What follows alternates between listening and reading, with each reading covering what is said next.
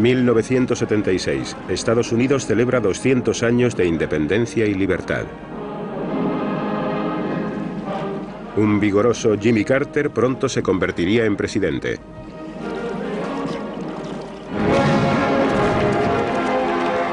También la Unión Soviética mostraba su orgullo ante los logros conseguidos durante el mandato del envejecido Leonid Brezhnev.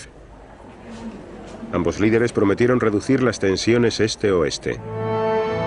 Pero en 4 años estas promesas habían dejado paso a la ira y a la desconfianza. La Guerra Fría estaba lejos de acabar.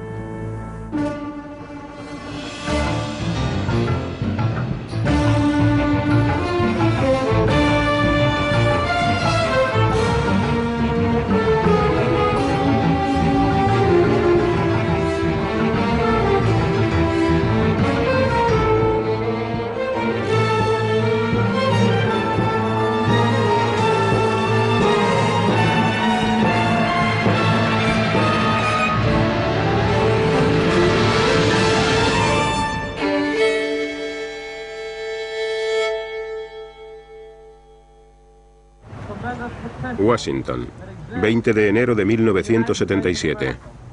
I believe the future is going to be very bright for all of us. You're partners of mine. Together, I'm sure we'll reach for greatness, and we'll never disappoint the people who put their trust in us. Thank you. Have a good time. We'll be seeing you tomorrow, a lot of you. El presidente Carter intentaba devolver la autoconfianza a su pueblo y conseguir que en el exterior Estados Unidos recuperara el liderazgo. Jimmy Carter era una cara nueva que aportaba frescura. En esencia, era un desconocido. A escala nacional, muchos no habían oído hablar de él jamás. Jimmy Carter. Jimmy who? I don't know who he is.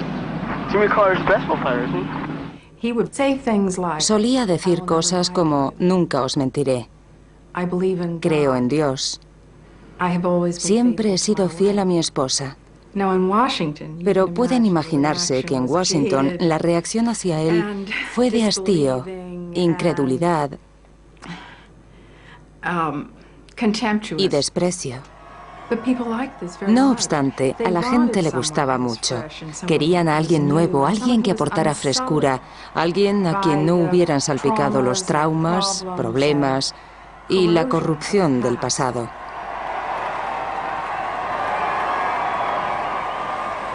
En sus relaciones con la Unión Soviética, el nuevo presidente quería fomentar el respeto por los derechos humanos e insistir en que se limitaran las principales armas nucleares.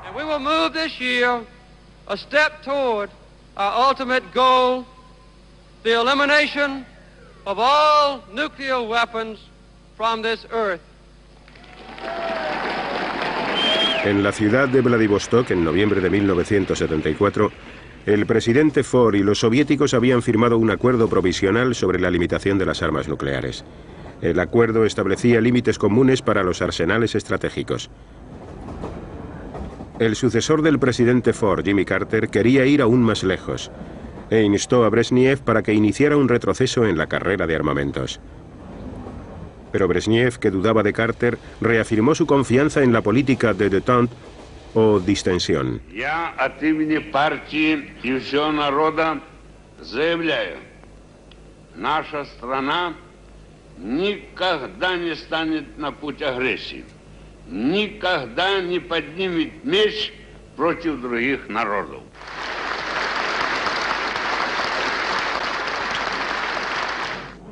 Carter envió a Moscú a Cyrus Vance, su secretario de Estado, con todo un repertorio de propuestas que sugerían recortes radicales en los arsenales estratégicos, estableciendo límites muy inferiores a los de Vladivostok. Vance le llevó al embajador soviético Dobrynin un resumen de los objetivos de Carter.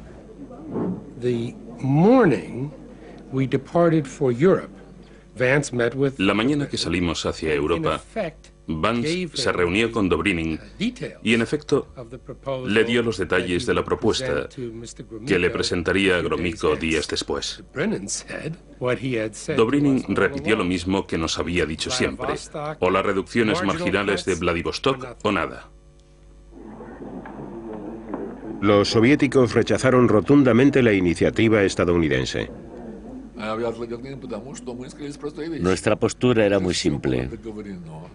Pensábamos que en Vladivostok ya habíamos llegado a un acuerdo sobre el tema. Lo que él sugería era poner en práctica unas limitaciones mayores, más drásticas, que nosotros sabíamos llevarían mucho tiempo. Mirando hacia atrás, me doy cuenta de que el presidente Brezhnev estaba muy orgulloso del acuerdo de limitación que se había firmado en Vladivostok, y que un nuevo presidente de los Estados Unidos llegara y dijera: esto no es suficiente, tenemos que hacer más y más rápido. Le cogió por sorpresa. En su país, Carter y Vance promocionaron las conversaciones con Moscú como un movimiento positivo.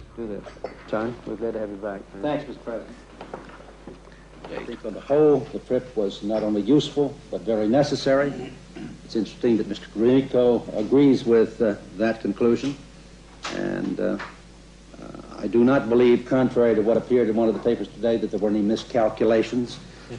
We were very well prepared for what came up, and I think on the whole, as I've said, it was a very useful and necessary trip. Otros asesores se mostraban menos confiados. La misión de Vance nos decepcionó profundamente. Los rusos adoptaron una actitud muy intransigente y eso defraudó a quienes habían pensado que se podría iniciar una nueva administración, la administración Carter, con unos acuerdos más extensos con los rusos, pero quedó patente que sería muy difícil. Creo que la mayor parte de los que nos encontrábamos en el lado estadounidense sabíamos que en el mundo publicitario se armaría un gran escándalo ante la noticia de que la administración Carter había viajado a Moscú con nuevas esperanzas, con nuevos sueños de limitar la carrera de armamento nuclear y que había fracasado. Esto significaba, de algún modo, que no comprendíamos a los soviéticos, que el equipo de Carter estaba constituido por ineptos y que no seríamos capaces de manejar las relaciones entre Estados Unidos y la Unión Soviética, de manera que la herida sería muy profunda. Carter propuso que se aumentara el presupuesto de defensa estadounidense en un 3%. Pero aquellos que consideraban que la détente era una trampa exigían no la paridad, sino la superioridad nuclear. También había una corriente muy fuerte de la opinión pública que pensaba que el proceso de distensión no iba a funcionar, que los Estados Unidos se iban debilitando progresivamente y que la Unión Soviética cada vez era más fuerte en sus relaciones con los Estados Unidos y los países occidentales, y también más agresiva.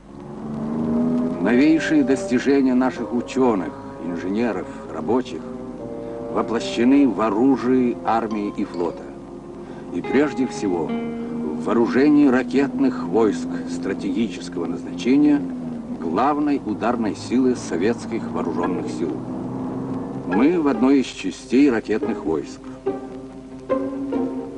Los soviéticos aún seguían destinando sus recursos al almacenamiento militar.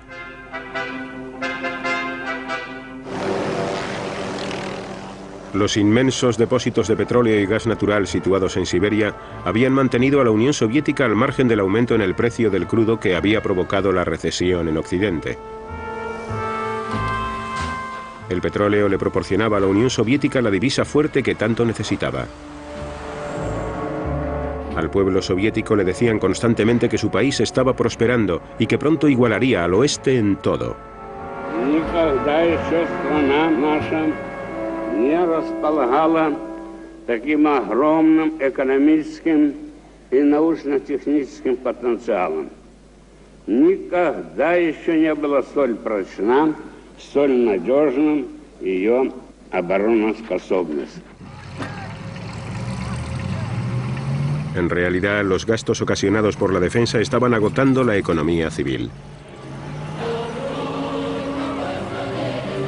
En 1977, el anciano Leonid Brezhnev ya no tenía el control total.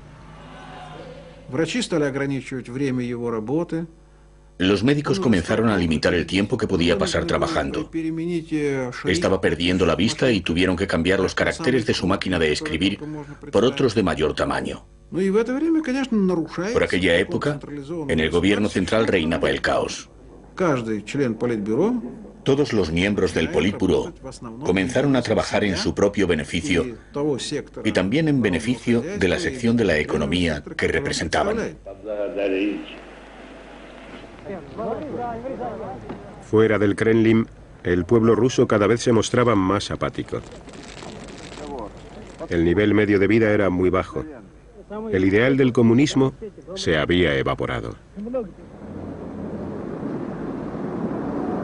La vida cotidiana era monótona y gris. La política de détente no había modificado los métodos represivos de la Unión Soviética. La presión con respecto a los derechos humanos incrementaba las tiranteces en las tensiones entre este y oeste. En 1975, Brezhnev, Ford y otros 33 dirigentes firmaron la Declaración de Helsinki. Por primera vez, Occidente tenía un arma muy poderosa para defender la causa de los derechos humanos al otro lado del telón de acero. Gracias a los acuerdos de Helsinki, que para los soviéticos no eran más que un pedazo de papel, la atención de los medios de comunicación de todo el mundo se volvió hacia nuestra causa. De repente, se convirtió en un asunto que se trataba en el Congreso de los Estados Unidos. Los jefes de Estado trataban de encontrar una solución al problema. Este hecho comenzó a influir en el carácter de las relaciones este-oeste. Antes de ser presidente, ya estaba muy convencido de que los derechos humanos básicos, la igualdad de oportunidades y el final de los abusos de los gobiernos con respecto a su pueblo eran principios básicos en los que Estados Unidos tenía que demostrar que era un campeón. Le dijimos al presidente, no vamos a consentir que nos presione. Este es un asunto interno y no vamos a discutirlo con usted. Estaba muy comprometido con los derechos humanos. En mi opinión era un tema muy importante, pero no omitiré el hecho de que también pensaba que en nuestro interés por hacer respetar estos derechos, en lo que a la Unión Soviética se refería, había también motivos materiales. Y al sacar el tema de los derechos humanos, siempre señalábamos uno de los puntos débiles del sistema soviético. Se trataba de un sistema basado en la opresión. En Checoslovaquia, los disidentes elaboraron en secreto la Carta 77, un documento sobre los derechos humanos que hicieron llegar a Occidente clandestinamente. Los signatarios fueron perseguidos y a muchos los encarcelaron. Entre ellos se encontraba el dramaturgo Václav Havel. Mientras se encontraba bajo arresto domiciliario, Havel realizó una grabación clandestina. Special house, what you see now, it isn't a dream of Corbusier, but I think more a dream of George Orwell, because it is House of Police, which it built 3 months ago, and the whole day, every day, they live inside and they follow all my steps and everything what I do in my country house. Sometimes they are here also during the night, but mainly only during the day. They are my new neighbors. Incluso cuando salía a pasear al perro, la policía se mantenía cerca de él. Y sin embargo se sentía libre, orgulloso y satisfecho de haber logrado algo. Já jsem to mnohokrát zažil, když jsme sbírali ty podpisy pod chartu. Por mi experiencia en la tarea de recoger firmas para la Carta 77, sé lo tortuoso del camino que el pueblo recorrió dentro de su mente antes de decidirse a firmar. Y cuando lo hicieron, experimentaron un estado de euforia. Se trataba de una comunidad de personas libres en medio de una sociedad que no lo era, y se sentían en paz consigo mismas. Los activistas en favor de los derechos humanos en el bloque comunista establecieron los comités de vigilancia de Helsinki, cuya misión era controlar los abusos para luego hacerlos públicos. Los vínculos verdaderamente estrechos que se establecieron con los medios de comunicación del Este fueron forjados por disidentes como el físico Andrei Sájarov. То, что можно назвать словом «мы», это действительно очень небольшая группа людей, которые позволили себе говорить то, что они думают. И мы в этом смысле это не политическая партия, рвущаяся к власти, это морально-этическая оппозиция существующей власти, причем стремящаяся к реформам, а не к каким-то революционным переменам. Sistemáticamente intimidados, los disidentes acabaron dando con sus huesos en las cárceles del KGB.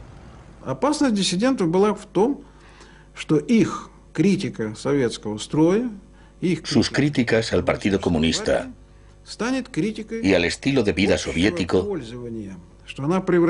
amenazaban con convertirse en una plataforma para atacar el régimen. Podían transformarse en una fuerza política organizada, y esa posibilidad nos aterrorizaba.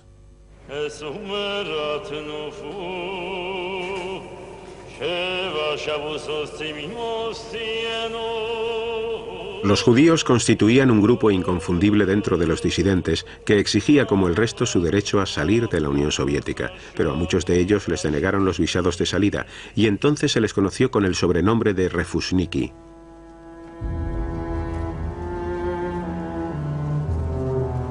A quienes hacían campaña en favor de sus derechos se les sentenciaba a pasar largas temporadas en prisión o en campos de trabajos forzados junto con otros activistas políticos.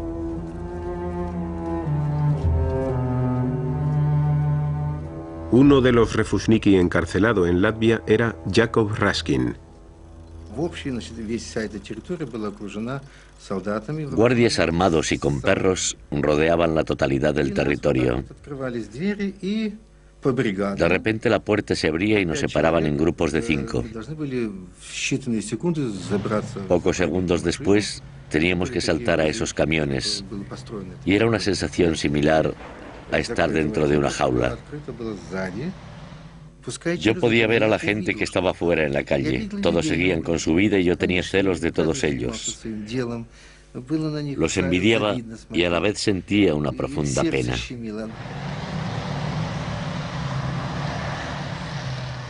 Otro método utilizado para acallar a los disidentes soviéticos era declararlos dementes e internarlos en psiquiátricos.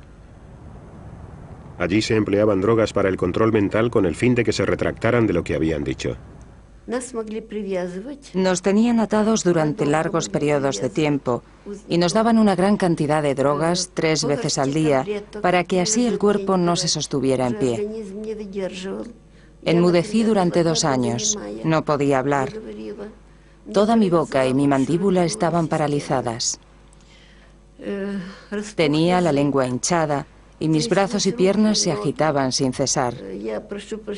Babeaba continuamente y no podía comer porque mis dientes permanecían apretados, de modo que no era capaz de introducir la comida en mi boca.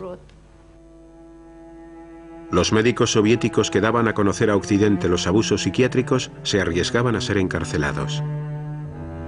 El doctor Anatoly Koryagin pasó 12 años en prisión.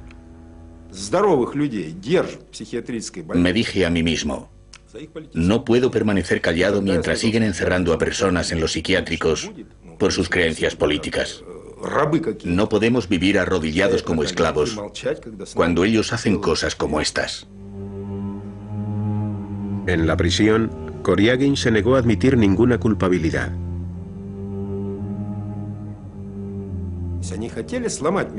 Trataron de quebrantar mi fuerza de voluntad. En enero abrieron todas las puertas, dejaron que entrara el aire helado y luego me rociaron con agua fría. Mi cuerpo se cubrió de inmensas ampollas. Luego pusieron junto a mí un barreño de agua caliente y me dijeron, lávate.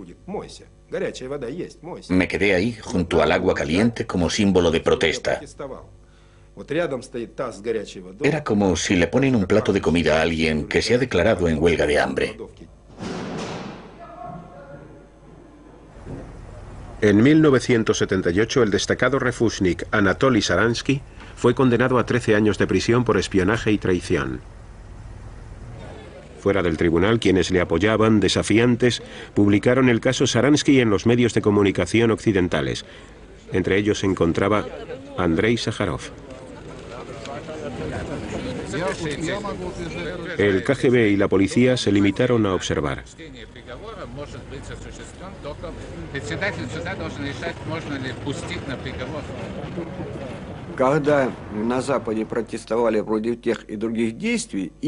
Las protestas y la publicación del material sobre la violación de los derechos humanos en la prensa occidental provocaron la indignación. Y la reacción del KGB fue la siguiente. Esos malvados han burlado nuestras defensas y han publicado información sobre nosotros en Occidente. Hay que castigarlos. El juicio Sharansky desencadenó enérgicas protestas en Occidente.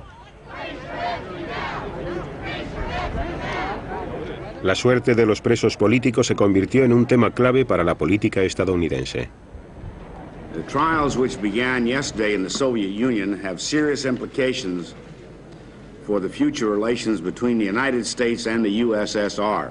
El Congreso de los Estados Unidos y los comités de vigilancia de Helsinki controlaban el comportamiento soviético. But I'm not at all a specialist in regard to military matters. But I do not trust the Soviet government. Las pruebas del abuso de los derechos humanos enardecieron los sentimientos antisoviéticos en Estados Unidos.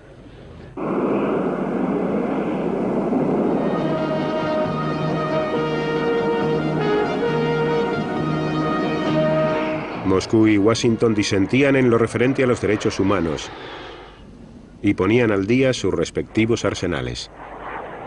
Sin embargo, se apresuraron a llevar a cabo las negociaciones pertinentes para un nuevo tratado de limitación de armas estratégicas, SALT II. Mientras tanto, la Unión Soviética desplegaba los SS-20, sus nuevos misiles nucleares de medio alcance. Apuntaban a Europa Occidental. La decisión de desplegar los SS-20 se tomó en el más absoluto secreto. Ni siquiera nuestros servicios de inteligencia estaban informados. El complejo industrial militar, incluido el ejército, estaba fuera de todo control. Nosotros, la inteligencia, nos enteramos de esto por fuentes estadounidenses. Los misiles SS-20 preocupaban a los aliados de la OTAN, en especial a la República Federal de Alemania, ya que los misiles, que tenían un alcance de unos 4.000 kilómetros, podían impactar en sus capitales.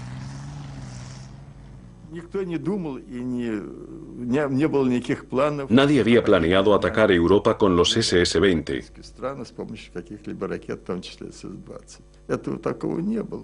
En primera instancia, solo se trataba de sustituir los antiguos misiles que ya estaban obsoletos. Luego, la cinta transportadora comenzó a trabajar y empezaron a fabricarse en cadena. Resultaba muy difícil detener esta producción.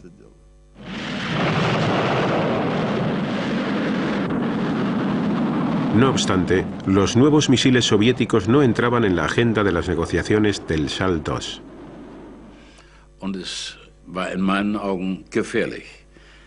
En mi opinión, fue muy peligroso que los estadounidenses se negaran durante tanto tiempo a incluir los SS-20 soviéticos en las conversaciones que estaban teniendo lugar para la reducción de armamento.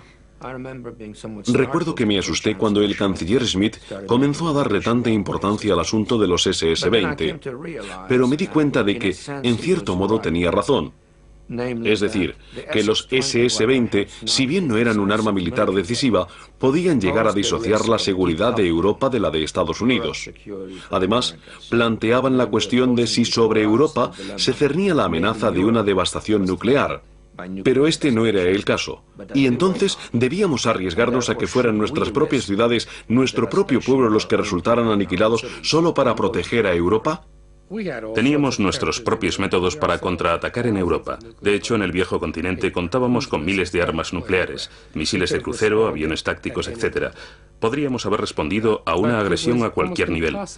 Pero resultaba casi imposible que esto llegara a suceder porque todos estábamos muy nerviosos ante la posibilidad de que se nos acusara de no haber sido lo bastante duros con la Unión Soviética. Occidente adoptó una política similar.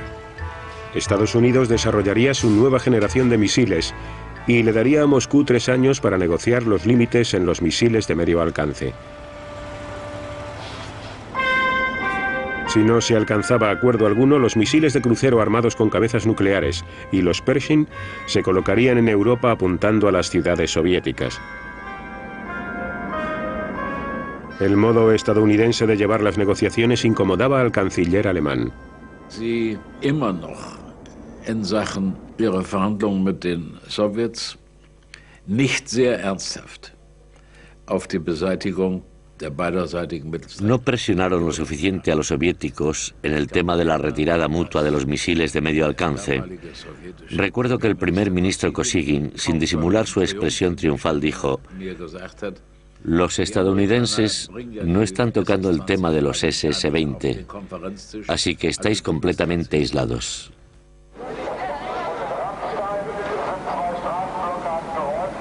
La promesa de la OTAN de desplegar ese tipo de armas sembró la división dentro de la organización.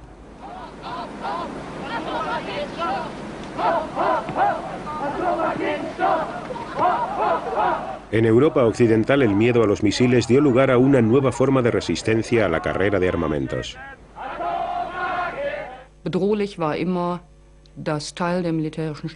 Lo que resultaba siempre peligroso era que Alemania fuera el campo de batalla nuclear.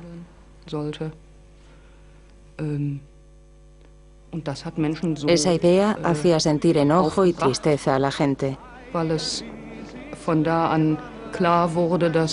Ahora estaba claro como el agua que el armamento militar no proporcionaba seguridad a nuestra sociedad,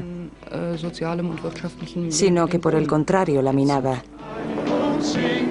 La influencia en la política alemana del movimiento por la paz no dejaba de crecer.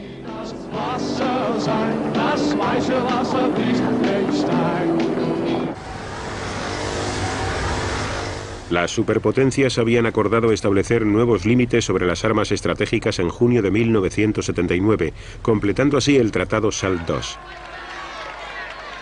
Carter se reunió con Brezhnev por primera vez cuando ambos se desplazaron a Viena para firmar el citado tratado. Pero los planes de Carter para unas charlas más específicas con Brezhnev se quedaron en agua de borrajas.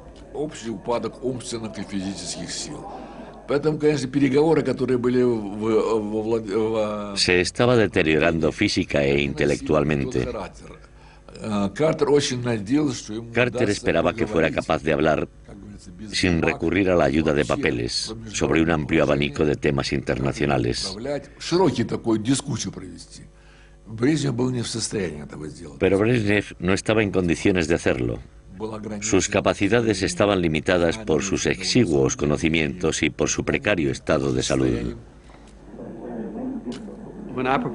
Cuando le propuse introducir ciertos cambios en el armamento nuclear, me dijo: Dios jamás nos perdonará que no tengamos éxito.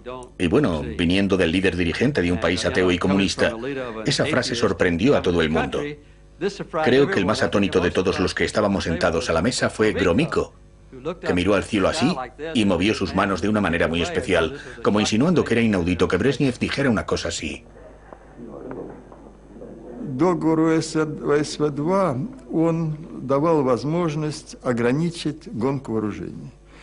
Los acuerdos SALT II, o Acuerdos para la Limitación de Armas Estratégicas II, hicieron posible ralentizar la carrera de armamentos.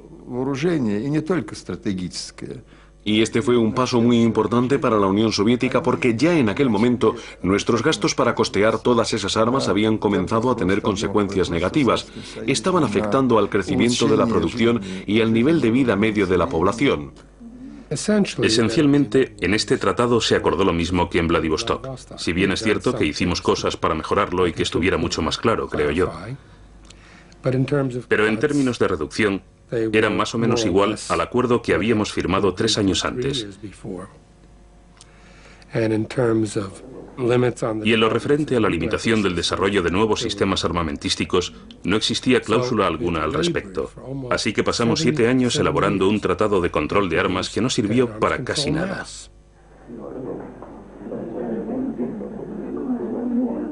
Ну, во время подписания, там вот уже потом уже мы шутили, разговор, два члена Политбюро стояли. Así pues, el tratado ya estaba firmado.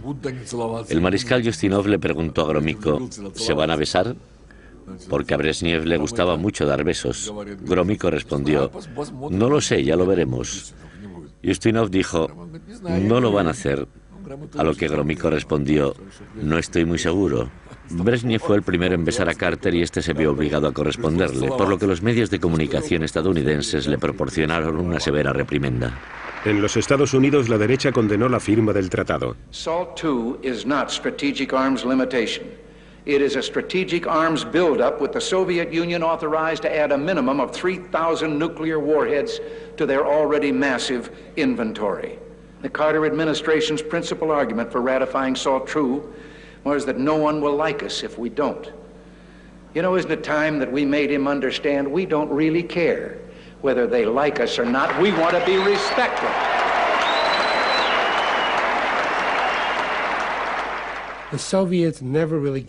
En realidad, los soviéticos jamás fueron militarmente superiores a nosotros. Solo formaba parte del drama psicológico que se desarrollaba en Estados Unidos para hacer reaccionar a los norteamericanos sobre esa extensa y legítima cuestión de la competición estratégica entre nuestros dos países y nuestras dos filosofías.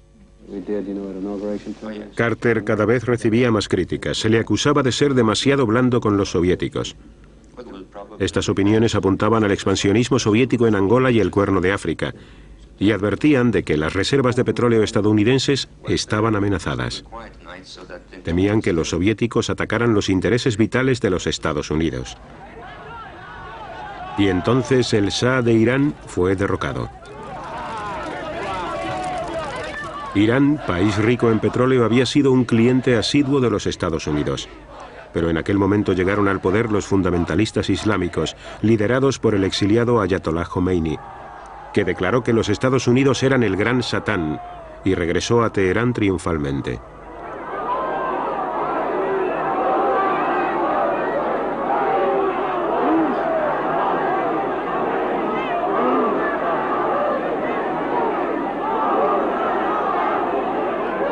Los iraníes sitiaron la embajada estadounidense y la situación terminó con todos los diplomáticos tomados como rehenes.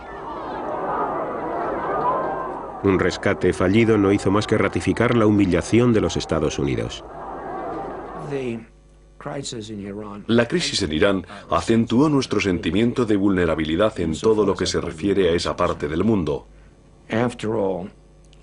Después de todo, Irán era uno de los dos pilares sobre los que se sustentaba tanto la estabilidad como nuestra preeminencia política en el Golfo Pérsico.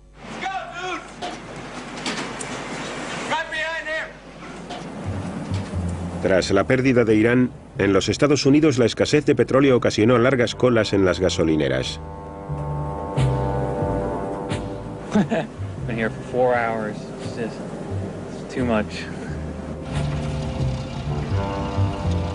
La economía se estaba ralentizando y las culpas de esta situación recayeron en el presidente Carter y dañaron considerablemente su prestigio.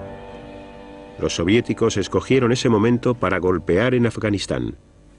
This invasion is an extremely serious threat to peace because of the threat of further Soviet expansion into neighboring countries in Southwest Asia, and also because such an aggressive military policy is unsettling to other peoples throughout the world. This is a callous violation of international law. Para Carter, la invasión formaba parte de un plan soviético de alcance aún mayor.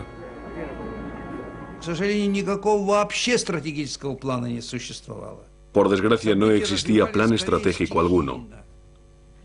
Los acontecimientos se sucedían de manera caótica. En Angola, en Etiopía, pero también en Afganistán, la política soviética se convirtió en el rehén de los acontecimientos que tuvieron lugar a continuación. La invasión de Afganistán puso fin al proyecto de détente o distensión. El presidente Carter abandonó toda esperanza de que el Congreso de los Estados Unidos aprobara el Tratado SALT II y organizó una serie de sanciones punitivas contra la Unión Soviética. Carter hizo un llamamiento para boicotear los Juegos Olímpicos de 1980 que se celebraron en Moscú. Estados Unidos no participó en ellos. Se trataba de un gesto, pero el boicot fue infructuoso. Para el pueblo estadounidense fue una medida bastante impopular y los Juegos tuvieron lugar a pesar de todo. En Polonia, los rusos se encontraban ante un nuevo desafío. Durante la visita que el nuevo papa, Karol Wojtyła, realizó a su tierra natal, instó a sus feligreses a recuperar el control de sus propios destinos.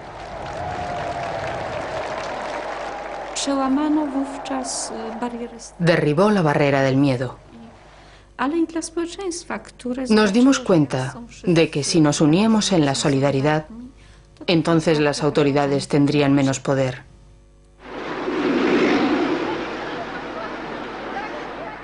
La economía política estaba en crisis. Los productos escaseaban por todas partes. Los préstamos occidentales habían sido dilapidados y el país tenía que soportar sobre sus hombros el peso de la deuda externa.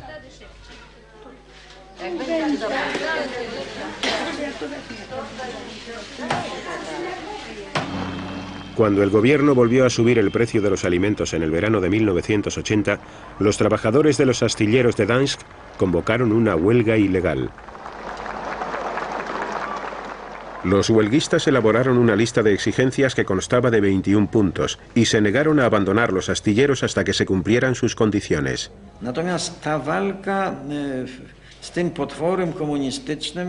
La lucha contra el monstruo del comunismo era absolutamente imposible. Solo podríamos combatirlo utilizando sus propias armas, porque pretendía ser el sistema del pueblo. El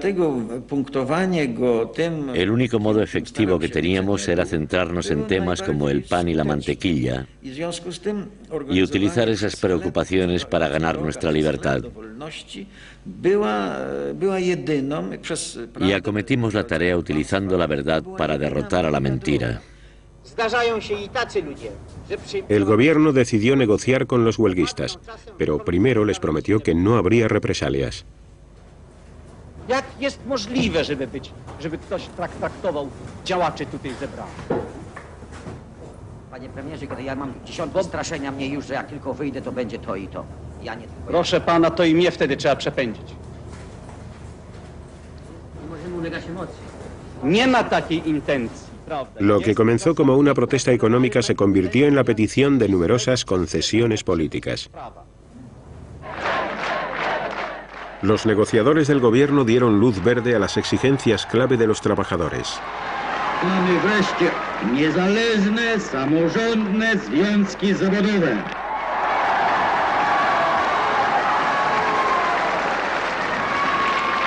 Mamy prawo do strajku. A los trabajadores pronto se unirían los intelectuales. Juntos constituyeron un nuevo movimiento, Solidaridad. En toda Polonia se sucedieron las muestras de apoyo. Por primera vez, se sentían ciudadanos con unas libertades civiles que tenían siempre en mente. Para alguien que había vivido bajo el yugo del comunismo, era como un narcótico, como una bocanada de aire fresco.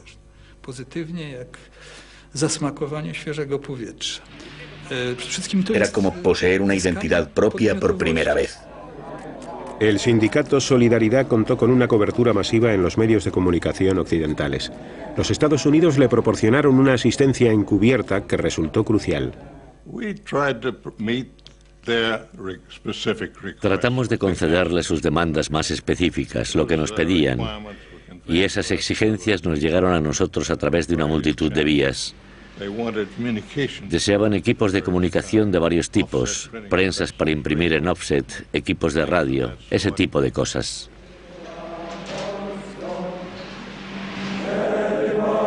Solidaridad comenzaba a adquirir una postura cada vez más desafiante.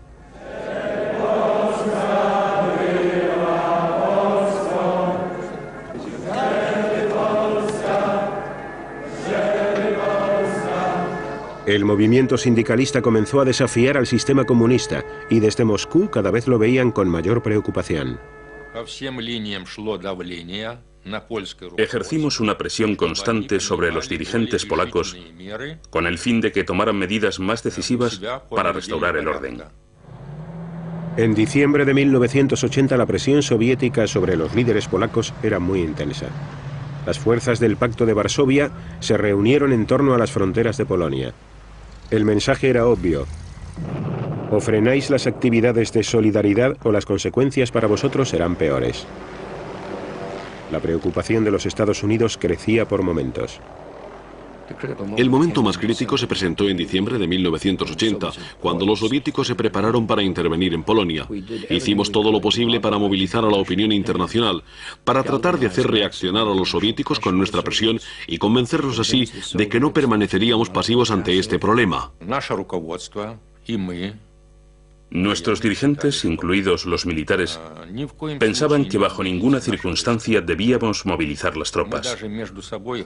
Nosotros dijimos, con un Afganistán tenemos suficiente. Tendremos que conseguir que los camaradas polacos resuelvan el problema con sus propios medios. El Kremlin, concentrado en acabar con el sublevamiento de Solidaridad, presionó enérgicamente al jefe de Estado polaco, el general Jaruzelski. Las acciones soviéticas repercutieron en las elecciones estadounidenses del año 1980. Carter se enfrentaba a una apuesta difícil. La economía no pasaba por una época muy boyante y en Irán los diplomáticos estadounidenses seguían retenidos como rehenes. Los rusos seguían en Afganistán. En los Estados Unidos reinaba lo que él mismo calificó de espíritu de malestar creciente. Y ese malestar estaba causado, en mi opinión, por un sentimiento popular del declive del poder estadounidense y occidental, y también de la claridad y los propósitos de los Estados Unidos en el mundo. El oponente de Carter era el republicano Ronald Reagan. Now, if the boat doesn't go straight, it's because they tell me I gotta steer it. We have got to stop letting all of these events catch us by surprise, as Carter has been caught by surprise. We have got to control events to the place that we don't run into a crisis that inevitably leads to war. Reagan ganó las elecciones por un holgado margen. Había prometido poner en práctica políticas más estrictas contra Moscú.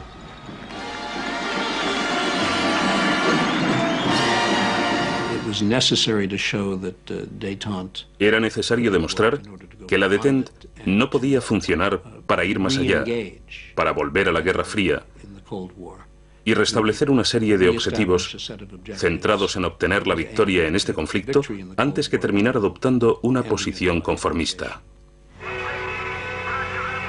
La política de línea dura de los Estados Unidos levantó la moral en Polonia. Solidaridad ya contaba entonces con 9 millones de miembros que apoyaban su lucha por una reforma económica y por los derechos políticos.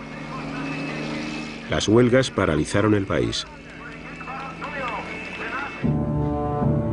Los soviéticos estaban apretándoles los tornillos a los polacos. Brezhnev presionó a Jaruzelski para que planeara medidas de contención.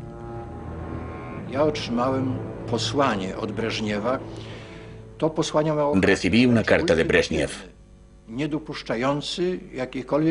La misiva no era sino un ultimátum.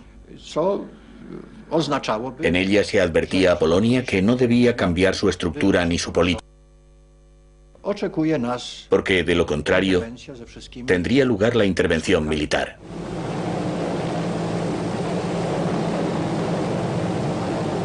El 2 de diciembre de 1981, la policía antidisturbios acabó con una huelga de bomberos.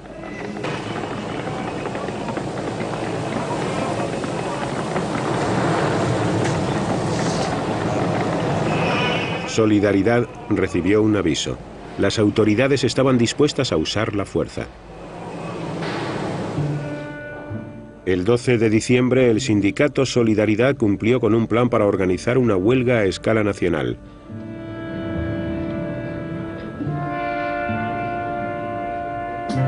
Esa misma noche el gobierno polaco puso en marcha al ejército. Los líderes de Solidaridad fueron detenidos y el sindicato proscrito.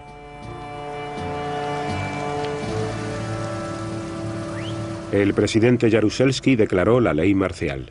Obywatelki i obywatele, wielki jest ciężar odpowiedzialności, jaka spada na mnie w tym dramatycznym momencie polskiej historii. Obowiązkiem moim jest wziąć tę odpowiedzialność. Chodzi o przyszłość Polski.